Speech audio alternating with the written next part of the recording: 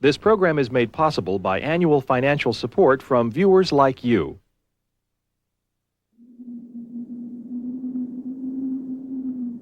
In the harsh cold of an Alaskan winter, a solitary piece of a new airplane is being tested. It's a component few of us know anything about, but it performs a crucial role in the plane.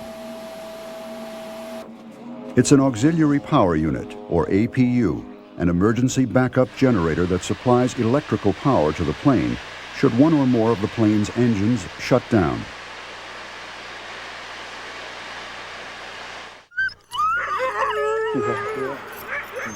The engineers for the company making the APU have been transported 2,500 miles and about 50 degrees Fahrenheit from their homes in Phoenix, Arizona. That's my engine, I'll see you. Hey, we'll take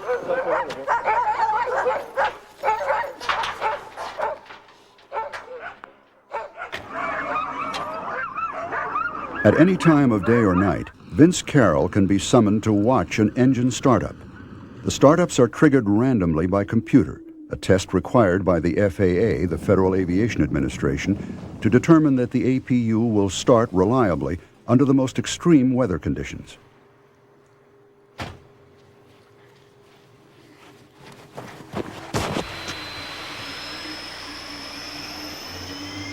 The APU was allowed to cool to Alaskan temperatures that sometimes reached 59 degrees below zero, encouraged by a liberal spraying of water over the components. Over a 6-month period, the computer has started the engine over 500 times. So far, there have been no failures.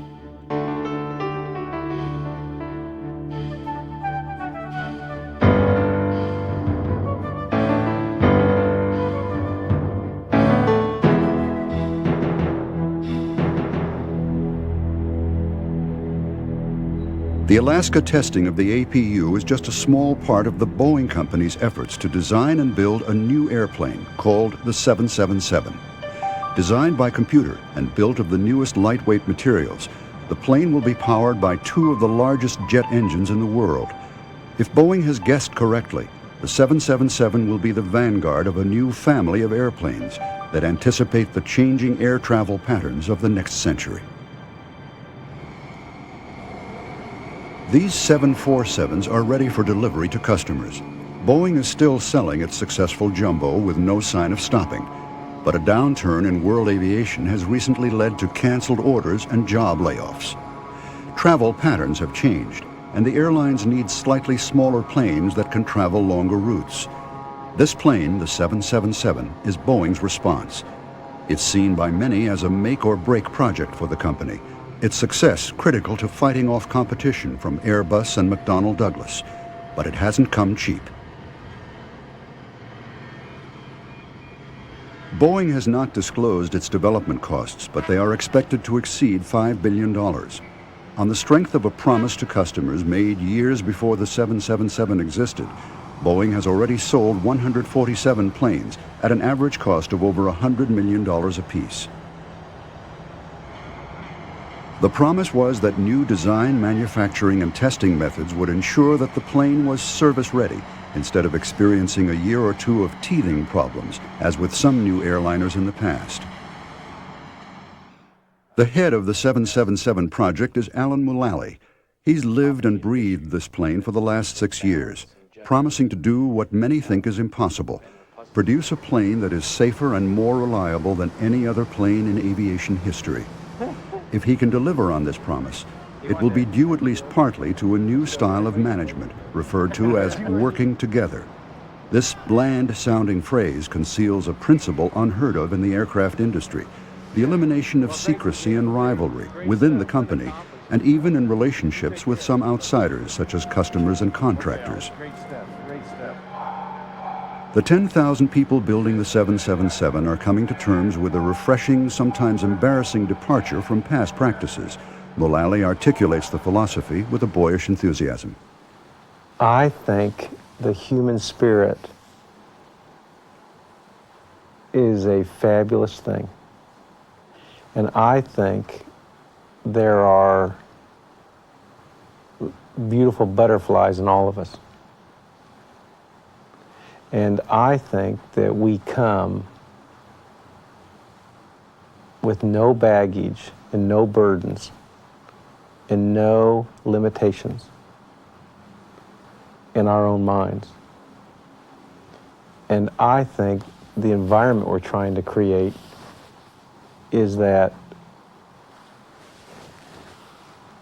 we'd have a shared thought, a shared vision, a shared appreciation, a shared understanding of what it is we're really going to try to accomplish together. Ready, Andy? Go. We're going to work problems and not avoid them. Say it. No, come here. Say it loudly. We're going to work all our problems, not avoid And them. no secrets, right? Because you can't work a secret. But not everyone found it easy to bare their souls and submerge their egos when the project started. Stay focused and follow the It plan. was a point of conflict to begin with. You know, an engineer with pride wants to find the solution to his problems. And it's not a natural thing to go out and explore publicly the particular problems you have. You'd like to do it and be able to handle those yourself. So I'd say, yeah, there was resistance at first, and I think over the years that's gone away. I think we kind of shout it from the rooftops in our program reviews with large audiences, in our all-team meetings. It's been said, the same words have been used.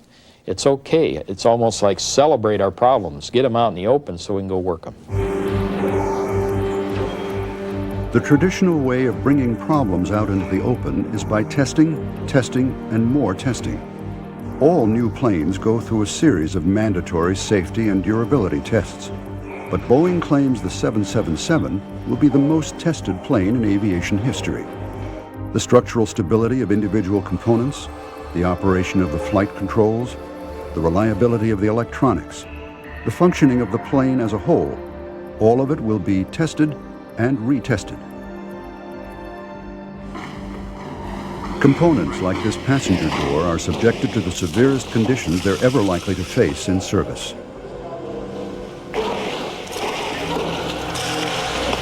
Boeing has built vast new test laboratories specifically for the 777 and run simulations of actual flights long before there was a whole plane to play with. With 6 months to go before the scheduled first flight, the test program reached a significant milestone.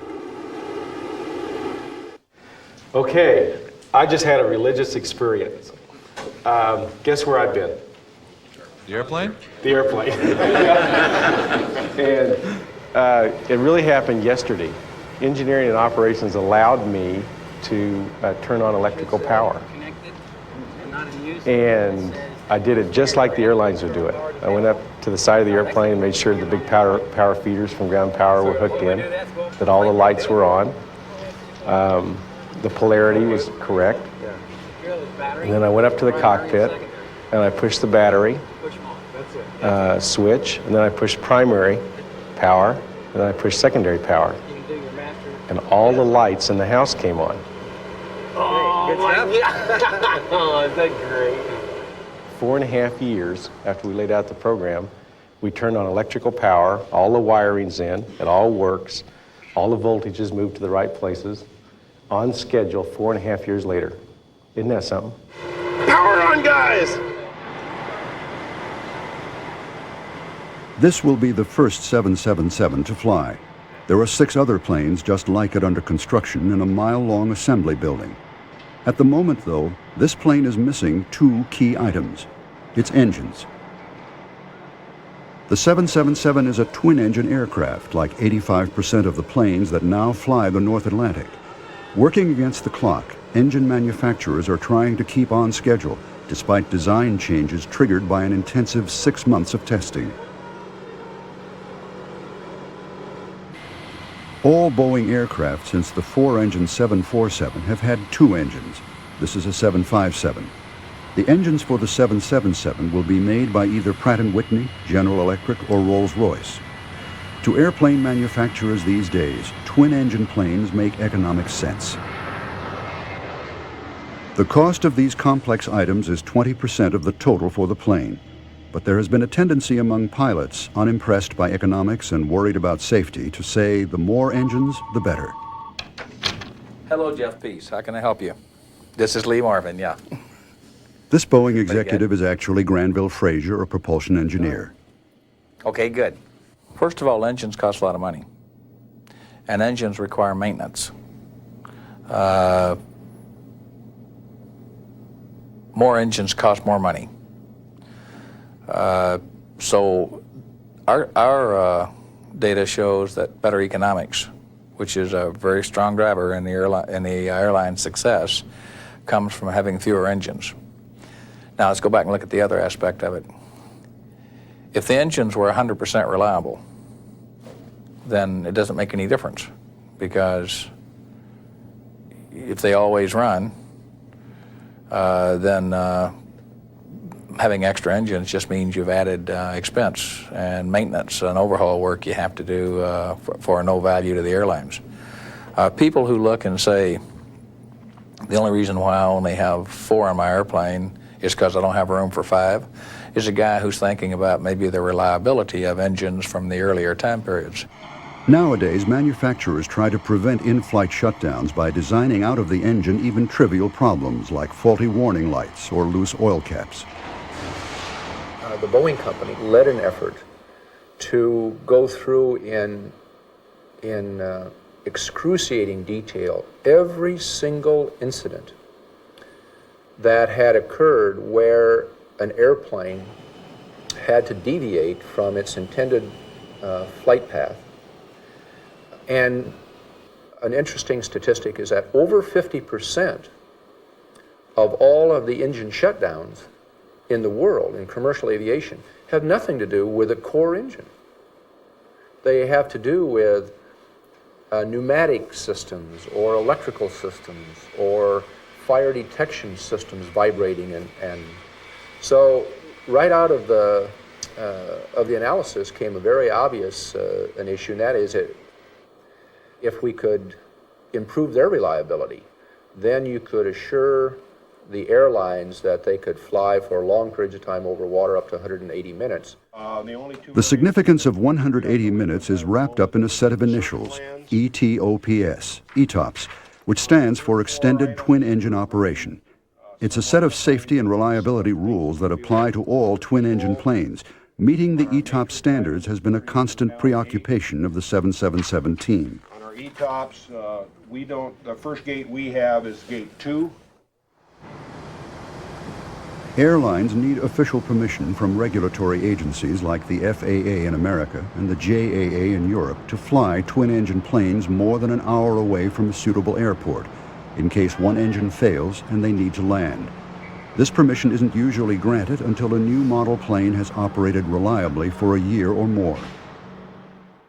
Whole areas of the world are forbidden territory to twin-engine aircraft under the 1-hour rule. They would not be able to fly in the dark blue areas on the map. It gets better with a 2-hour rule, although parts of the Pacific are still out of bounds. But if twins are allowed to travel up to 3 hours away from the nearest airport, they have the world at their feet. To some at Boeing, the 1-hour ETOPS rule seems out of date. The original rule in the United States was drafted in 1953, the 1-hour restriction. And that rule was based upon the reliability of the piston engine airplane.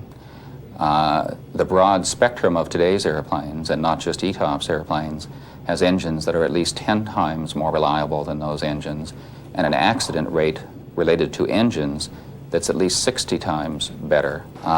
What one worries about is the dual unrelated failure. In other words, one engine fails, and 30 minutes later another engine fails.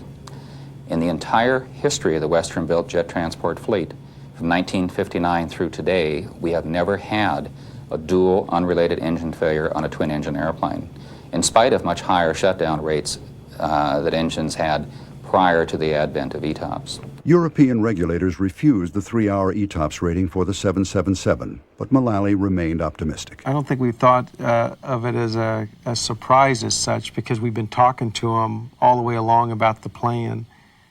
And we know the people involved, and we know how they feel, and we know what their experience is in this area. And so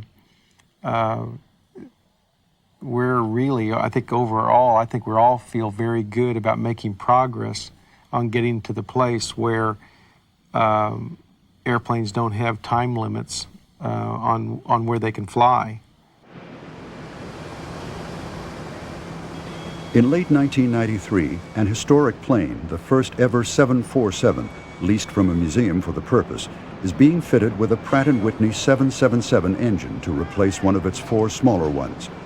This 747 will be used as what's called a flying test bed to test the engine in flight after it has been extensively tested on the ground. You need to fling one about the sky and have the rotors and the case work their clearances out. And you need to see how the engine's going to operate when you're pulling a rapid wind-up turn or an avoidance maneuver with air loads on the fan case, pulling it towards the tips of the fan. So in the past, we have always, barnstorming, decided you should go have a flying test bed and take the engine up and fling it around the sky.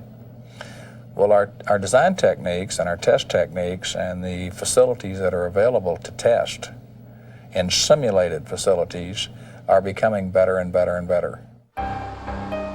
Pratt & Whitney have an advanced testing facility at Tullahoma, Tennessee. It contains low-pressure altitude chambers and wind tunnels where jet engines can be run at full thrust in situations that mimic the conditions of normal or abnormal flight. For example, the engines have to be able to cope with the rare situation where a fan blade detaches in flight. A synthetic fiber shield is installed to prevent the blade from piercing the engine case. The engines also have to be able to survive the onslaught of things like chunks of ice and torrential rain, the equivalent of a 28-inch-per-hour rainstorm.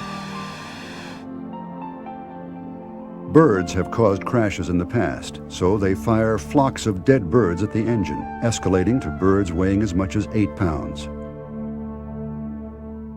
But as complete as these tests are, there remains a question. Can testing on the ground replace testing during an actual flight? Over the last couple of years, there has been a lot of debate within the company and among the engine manufacturers about whether a flying test bed was really necessary. Why couldn't some of the more complex engine tests wait until there was a finished plane? One issue is cost. Ground tests are cheaper, although some Boeing engineers believed the extra cost of the flying test bed was a price worth paying. If Boeing and Pratt or any engine manufacturer decided to split the cost like they've always done in the past, nobody would be arguing about this one. And the thing you're missing is you can get the altitude facility, you can get the sea level static facility, you can get the operating lines, you can get everything, but you're never going to get what that 27-degree angle of attack rotation puts a distortion into the fan blade. Does it get a mode of flutter, which we don't know? It's not going to get the case deflection. It's not going to get the strut-wing interaction. John Cashman is the chief test pilot for the 777. He advocates testing the engine in the air as well as on the ground. The more interesting testing is where you're doing the outside corners of the envelope, so to speak, because you're loading the engine to very high power and taking it to very critical airflow angles to the inlet. And at that point, it's somewhat unknown exactly what it will do. The air engine has never been there before. In putting that in a ground simulation, they do work to simulate it, but they can't quite get it the same as you can in flight. And the events that can happen when the airflow separates off the front of the engine and goes into the engine can make the engine be very unhappy. It can bang and what we call surging, where the blades of the engine basically separate and the engine fires forward. I would, from my own standpoint, have been ready to make the decision to go to the Tullahoma tunnel without the back-to-back test on the airplane.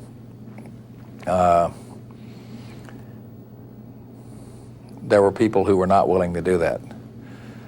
Those people happened to be in a position to make the final decision, and I wasn't.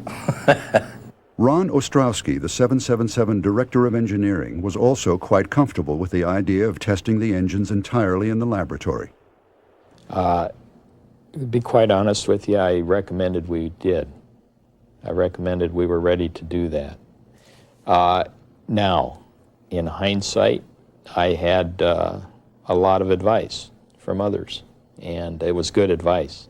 You know, we all listened and we all talked about it, and we decided, well, you know, it's a big development program, and it's a big change, and so why don't we go check it out on the airplane, and then we'll validate that correlation between the ground facility and the flight test. And then if it turns out that it really is, we really do understand it from the ground facility, then we won't fly subsequent engines, you know, on flying test beds. So I think it'll both people will be right, kind of, and we'll learn a little bit, but I think most of the knowledge we'll have known, you know, from the ground testing. The flying testbed program began in November of 1993.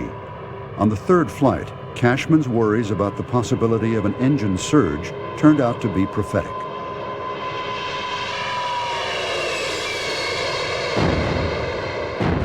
It's a very large explosion that you hear. It's like a shotgun going off.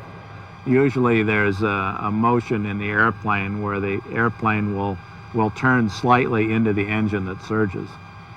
I think after the second surge, the crew pulled the engine back to idle, and it surged, I think, in the process of that, and then it stabilized. They did not shut the engine down. It recovered on its own. It's kind of like an engine backfiring, and which was a gift, which was good news. It was a good piece of data, and the following analysis of the engine and looking at the test data that we gathered, we realized that the case that surrounds the fan blades needed to be a little stiffer because it was moving a little bit more than what we had in the design, and that allowed a little bit too much clearance between the tip of the fan blades and the case, which allowed the fan blades to stall just like an airfoil. So it was just stalling. It was at its stall point because it had a little bit too much space. For Mulally and his team, anything that goes wrong in this testing phase is a chance to avoid a later problem with more serious consequences. The surge triggered several weeks of round-the-clock work redesigning the compressor case of the engine. So I think it's a perfect example of include all the lessons learned, do the best design you can, but then comprehensively test it on the ground, in the test facilities, then comprehensively test on the airplane, and learn from the data, and then be able to deliver an even better quality engine. I think Pratt is really pleased with the engine now, and I think the airlines feel real good about it, and I know that we, the Boeing company, feel real good about the quality of the Pratt engine now, and we feel really good that we went through this this design and validation program together. We had not tested for that specific condition at the point we flew on the 747. It was part of our program to do later, but we had not accomplished that specific test condition with an engine that had the configuration that we were flying, and we got a surprise. We learned something. And if you don't learn, particularly if you don't learn and file it away for the future, then you're not doing your job. And we did learn something. And we've accommodated it both in the way we test and also in our configuration. So the arguments are pretty finely tuned. The ground test did show up the surge when the engine was tested later in exactly the conditions of the third takeoff. And the issue was complicated by the fact that the test engine had undergone a considerable battering during ground tests. Eventually, the engine design would pass the key tests that certified it for use in the 777. Just to follow one test in detail shows what a complex and frustrating process it can be, as the engineers see whether their calculations on paper and in computers are confirmed in the real world. Sometimes a plane has to taxi and take off in crosswinds, strong winds blowing directly across the engine inlet. If the design is not quite right, the airflow becomes turbulent and separates, leading to a drop in efficiency. The best way to test this is in actual crosswinds, when you can find them. In November 1993, just before Thanksgiving, the flight test team met to see if there was anywhere in the United States that had strong enough winds to test the engine in this way. Some of the weather data they're predicting tomorrow is when they really expect the winds to hit. They're expecting 15 to 25 miles per hour which translates into the low 20 knots. I guess as much as you can nail down a meteorologist, they have a fairly high confidence that there's going to be the predicted winds tomorrow. The question is it close enough to make it worth launching and expending all of the effort and budget to go based on those forecast winds? I mean, that's the nature of this, isn't it? It's a turkey shoot, and we got so many windows of opportunity. I don't know. I'm inclined to believe we go for it, but Wasn't there estimates that the winds were likely to peak tomorrow afternoon? Yeah. So we could be in place in time to support that if we left tomorrow morning. I think, Brad. Well, it's the last shot before the holiday. Might as well do it, huh? Well, what else are you going to do tonight? The following morning, a flight crew and a team of engineers boarded the plane to go hunting for crosswinds. Personally, from a gut feel, I would put it at 50% at best. If the weather does come through at predicted and we can get over 20-knot winds, then hopefully we can get inlet separation. You know, the goal is to have 25-knot winds, but anything we've made the commitment that anything over 20 knots we'll go for. Right now the airplane's looking in good shape, the engine's looking in good shape, we've got the facilities lined up. All that had to come together in about 2 hours time, and we've gotten past that. So really, I think our only remaining constraint now is hoping that Mother Nature's going to cooperate. Programs in the past have set 6 months waiting for weather like this to get this kind of testing, and we're on our second day. So it's rather optimistic if we can knock it off on our second day of looking. The winds in Wichita are increasing, and there's a desire among the team to get started as soon as possible rather than wait until tomorrow. If the winds are still increasing, like in the next hour, by the time we can get vans here and get the wind station off, I'd recommend that we tow in position and set up the wind station. The engine is draped with sensors to gauge the airflow at points all around the fan, but with winds hovering around 15 to 20 knots, the conditions aren't yet right for a test.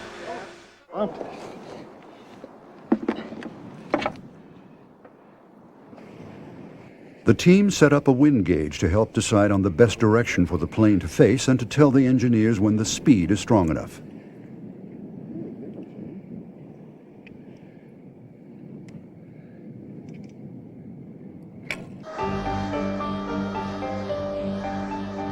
They decide it's worth a try, and the engine is started and run at a thrust of 90,000 pounds.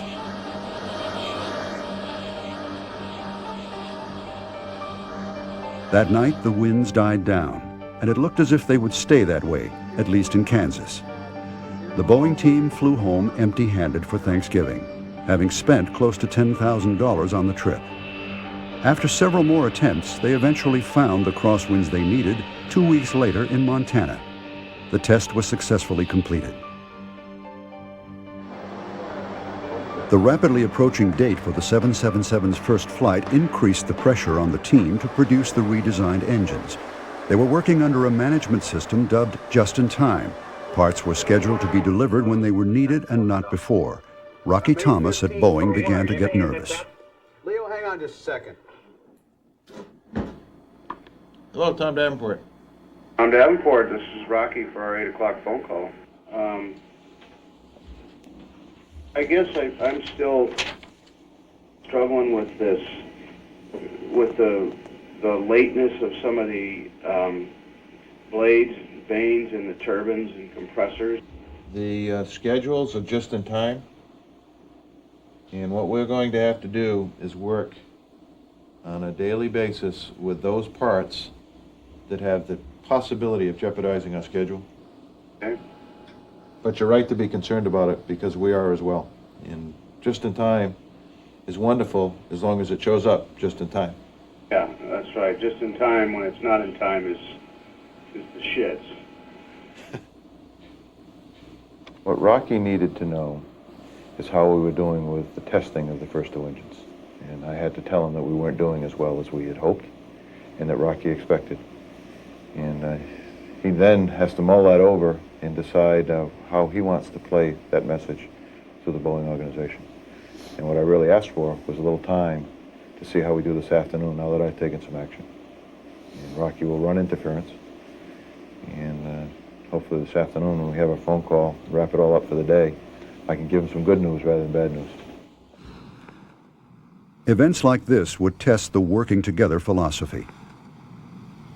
Even though we have a very good relationship with Pratt and with United and ANA and the rest of the people on the team, that doesn't mean that everything's always rosy and you get along and you just sit in a room and make things happen. There's certainly been I've had a lot of frustration with Pratt and some of the schedules that they haven't met, and that frustration comes out, you know, and it's...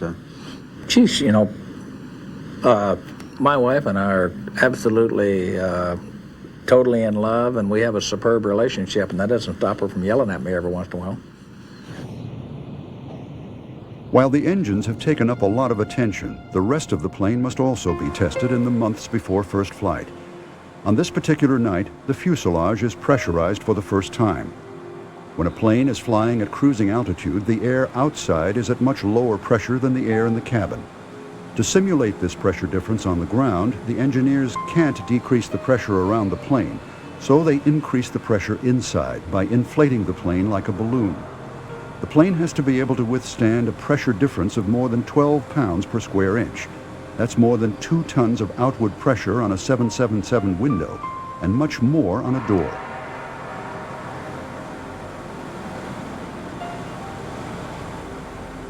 We start out at 5 pounds PSI is what we go to. It's a preliminary check.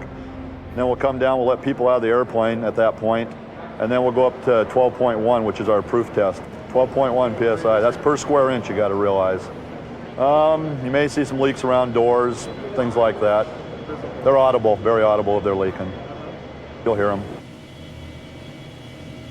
If you have a head cold, anything like that, do not enter the airplane. Anything like that. On the way up to pressure, clear your ears like this, chew gum, whatever you need. Your ears will pop. If we start going up and your ears do not pop, let us know on the radio. We'll bring it down and let you out. We don't want your ears ringing in there. No earplugs at all. It may be noisy in there, but do not wear earplugs. Okay.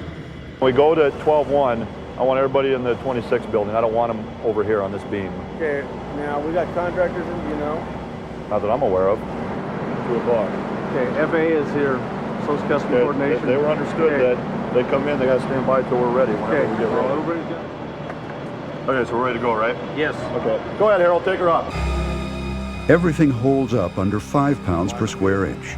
And then the pressure is increased towards the maximum the plane is expected to experience, 12.1 pounds per square inch. That's a good sign. No plastic blowing. 131 back there. He will time the 5 minutes. But the optimism is premature. As pressure reaches 12 pounds per square inch, a seal blows out on a rear door. There it goes. See if you can hold it. We're going to try to get to 12.5, 1 and hold.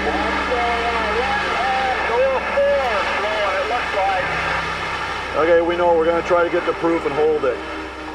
The engineers keep pumping the air in the hope that they can maintain the pressure at what is called proof, the target pressure difference. I don't know. We're talking about it. Can't hold it. Okay, we're not going to hold proof. We're dropping it. Drop her, Harold. We were real close. Real close.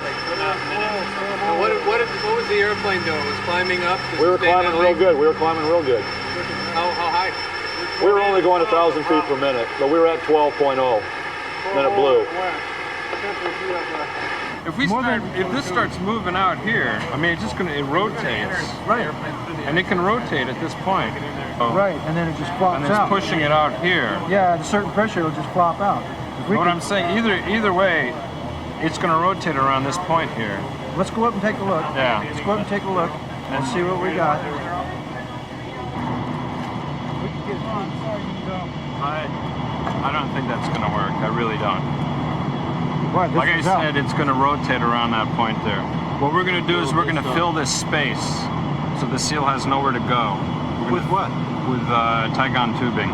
It'll be trapped by the skin, and it'll have nowhere to go. Okay, let's take a break. The aim now is to create a temporary seal for the door with sticky tape and tubing so the rest of the plane can be fully pressurized.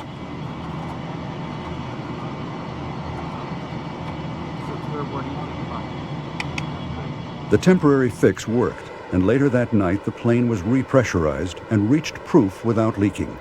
The result of the test was another gift, to use Alan Mulally's word.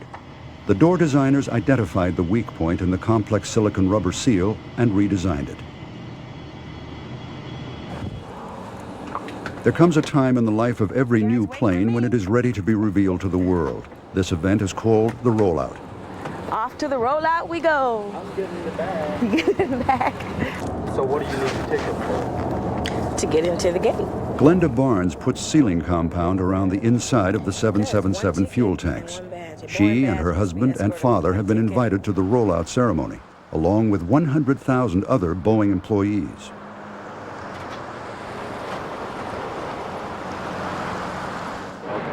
Alan Mulally and several other Boeing bosses are going to address the crowds 15 times during the course of the day.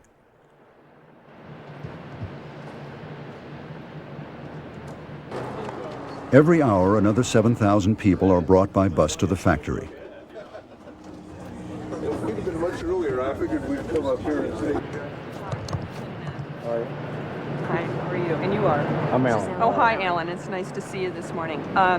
You have your mic on? He's all mic'd? No. He No. isn't? Okay, we'll get a mic No, on just him. like I'm not going to do it yet. I'm Okay. going to stop in the bathroom. Welcome. Welcome to the Working Together celebration. We thank you for coming and sharing this day with us. The 777 is the 7th all-new Boeing jetliner. You actually go on at 4 minutes to the hour. Right. And then we'd like, if you can come close to finishing right on the hour, that helps us out a lot.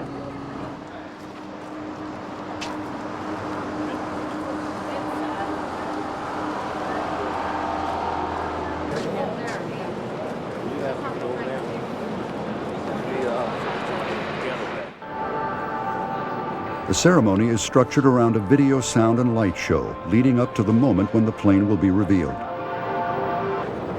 I guess it's just going to show what, the films, and then what they're going to show here, just the films, then you go to another area. Ain't no sense in going into the crowd. I don't know what you do. Among those sharing the task with Mulally is Boeing President Phil Condit. Good morning, and welcome to the Boeing Working Together celebration. I'm Phil Condit, President of the Boeing Company. My name is Alan Mulally, and I'm the Vice President and General Manager of the 777 Division.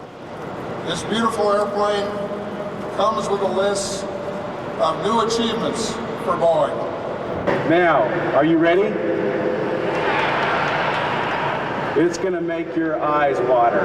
You follow the directions to the factory. Enjoy yourself. I got the Boeing Now fever. it's time to go. Got Boeing fever now, Yeah, I got huh? Boeing fever.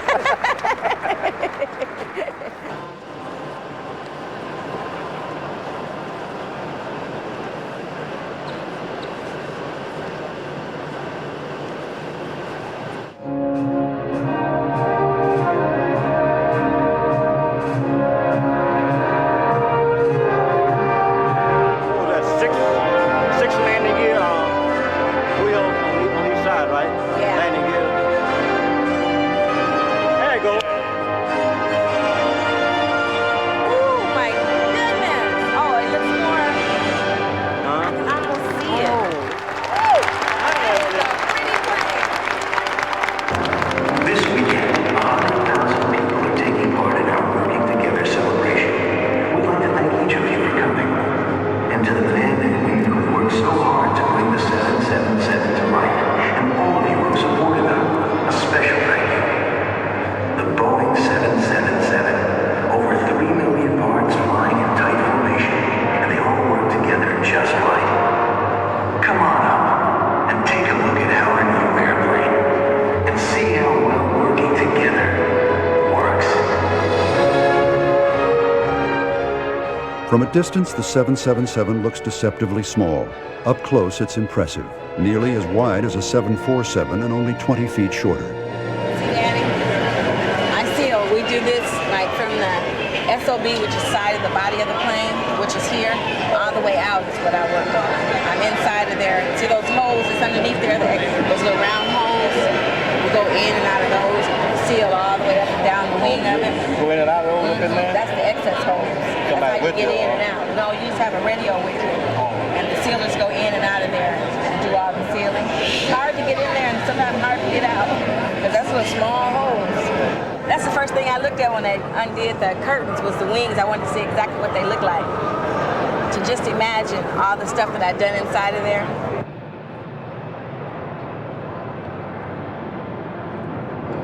I think the expression sort of is, oh wow, and it just, and you can't help but get tears in your eyes. Everybody I talked to had the same reaction. Yeah, get it in their eyes. It's quite a moment. Yeah, it really is. And it's a real draining experience to build an airplane. So I think everyone is ready now, and we're ready to go fly it. So it was thrilling, having worked on the airplane since the start, to see this all culminate here. Not as thrilling as it will be at the beginning of June. When we see the airplane lift off, it'll be a big relief. When we see it land, it'll be a bigger relief.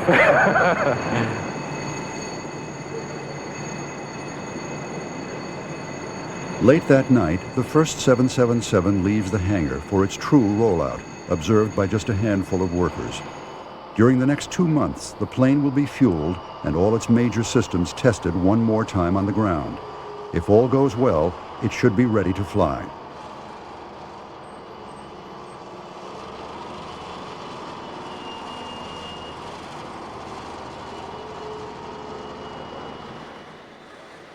The first 777 is now only days away from its first flight.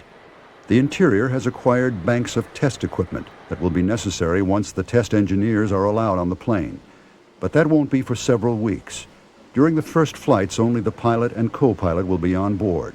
Nothing is left to chance.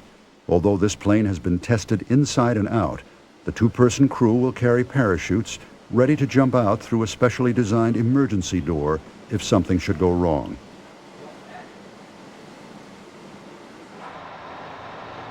But before the plane flies, it has to be able to taxi. That's what's happening today after this mass cleanup of the taxiway has been completed. We're doing a little FOD walk, looking for foreign objects that could damage our engine. And obviously that wouldn't be acceptable. So we have a bunch of volunteers, novices, walking down the ramps, everybody great intentions, and it all helps. Anything could be ingested. Right now, we don't want to take an chance to damage the blades at all or the compressors. Okay, we've got left and right engine started. We're reviewing our status messages. Sweeps will be coming up here in a moment. Today, the plane will taxi down the runway, approaching takeoff speed and then putting on the brakes. It's a prelude to tomorrow's event, the first flight. But as the engines begin to turn, there's a problem.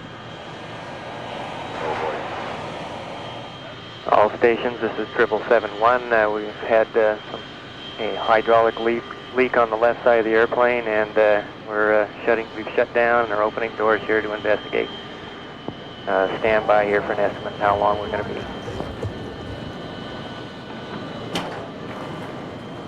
It looks like it's coming right out from that knuckle, right behind that knuckle. See it?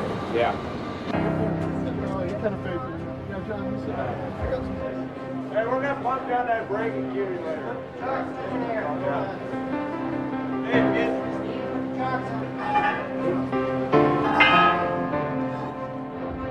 The cause of the leakage is discovered, a small rubber O-ring that was pinched at the junction point, leaving a gap for the hydraulic fluid to leak through. The engines start up again and the crew go through their final routines.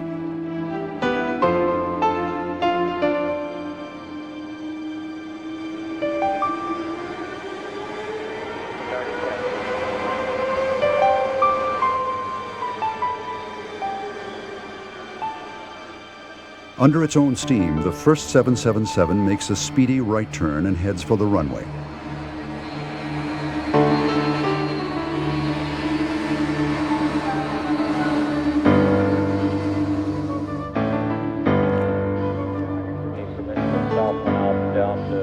Set up by where the crash truck is, just side of Bravo.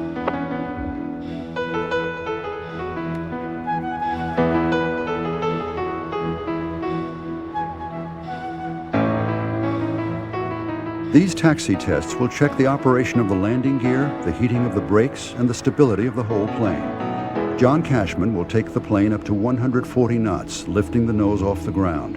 Any faster and it would take off, but that must wait until tomorrow.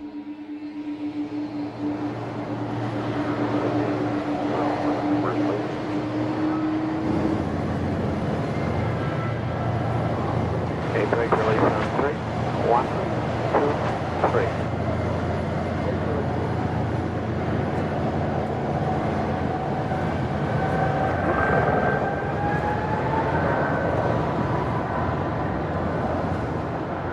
But when the high-speed taxi happens, there's a surprise. Some of the observers suspect that all the wheels are actually off the ground at the fastest point of the taxi, as first flight happened a day early.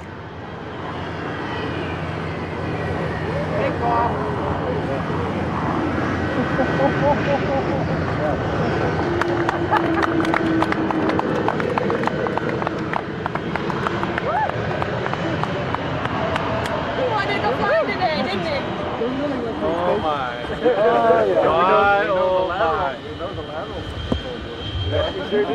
He sure do. Okay, well, what do you now, say? let's repeat in unison. First flight is tomorrow. Tomorrow. It didn't happen today. It did not happen today.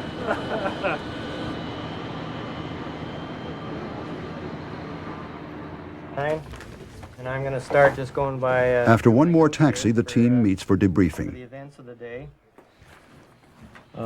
46 after high-speed taxi brakes had have noticeable vibration just prior to stop when using light braking. This was noticed on first taxi also.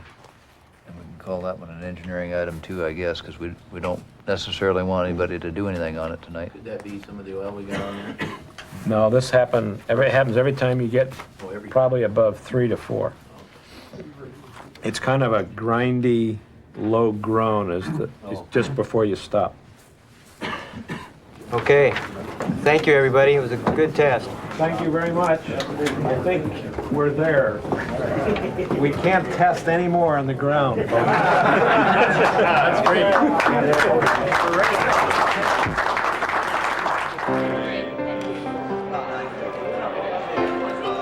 On the morning of June 12, 1994, the world's press gather at the Boeing plant.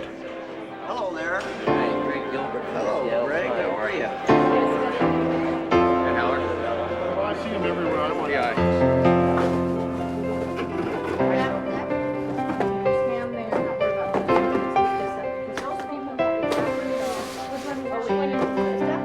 VIPs, including Boeing Chief Executive Frank Schranz, wait for the final takeoff time to be announced.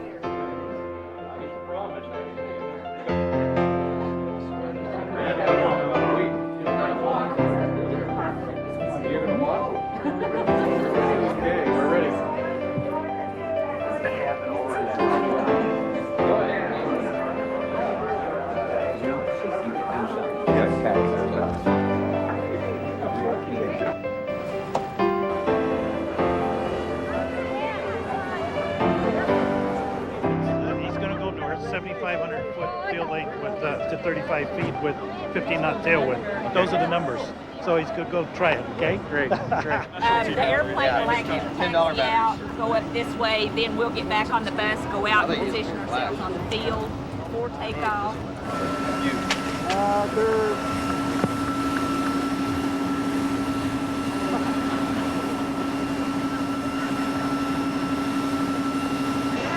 Okay, ladies and gentlemen, it is now your cue to move back behind the barricade so the airplane can taxi northbound.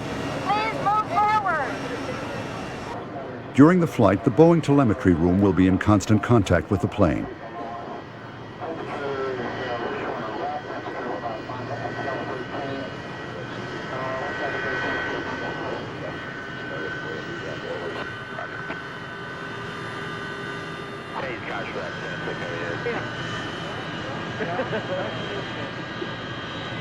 Start the engine. surprised with the size of that engine. That suction isn't enough to cause a problem walking that slope. Yeah, it's not so bad. It's not almost no worse than the other engines as far as the front. Yeah. But you got to be careful. You're right. You know, we've gone to a lot of trouble Boeing-wise to keep them away on all the engines. Okay, ground. You can disconnect. Give us hand signals and clear. Thanks for the help. Roger. Have a good.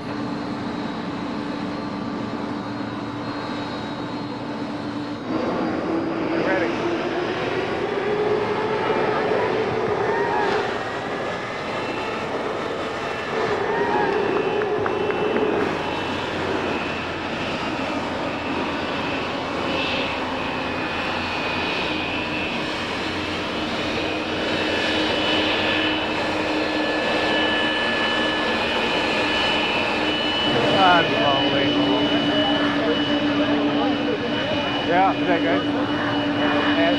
Yeah.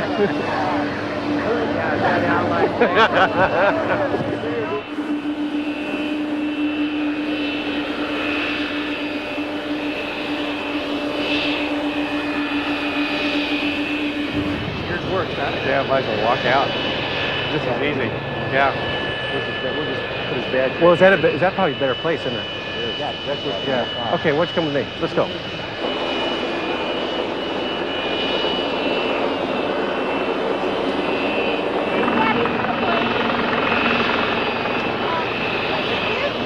We're almost to the limit on the tailwind for starting the engine. But these engines are just performing better than everybody expected. So usually we'd have to turn the airplane around, you know, to have the engine blow into it. And Kenny and John said no problem. It started right up. Yeah, had a good start. Real good start.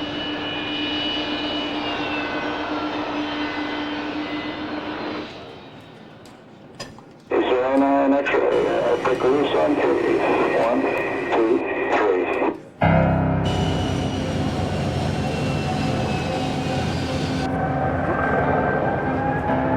Double yellow line. Yeah. Look, here we go. Everybody's moving forward.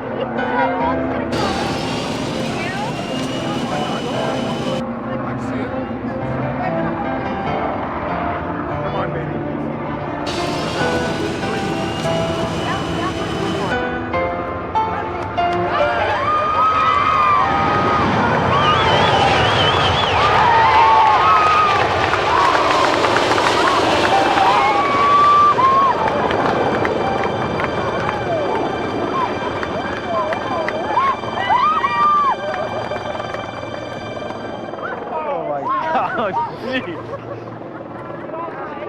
Oh my gosh, isn't that something? Oh, shoot. Oh my gosh. Oh, gee. Go. Oh my gosh. Oh, what a deal. What a deal. Oh, there you go. Oh, thanks a lot. Oh. Wow. Oh. Did you think it was pretty? Did you think it was pretty? There's nobody fast though. Get the gear out. Yeah. Let's get the order book out.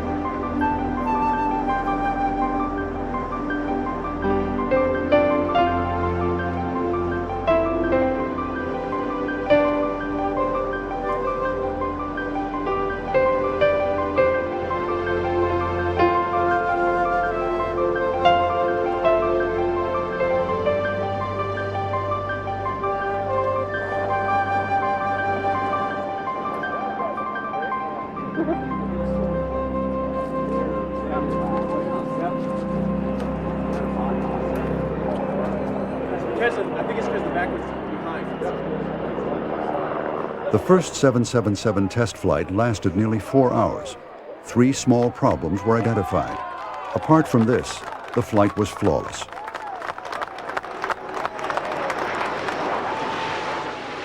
Two months later, Alan Mulally was promoted to a more senior position in the company.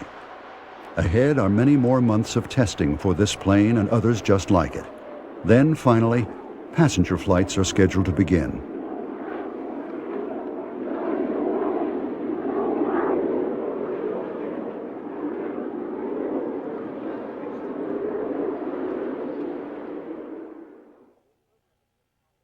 This program is made possible by annual financial support from viewers like you.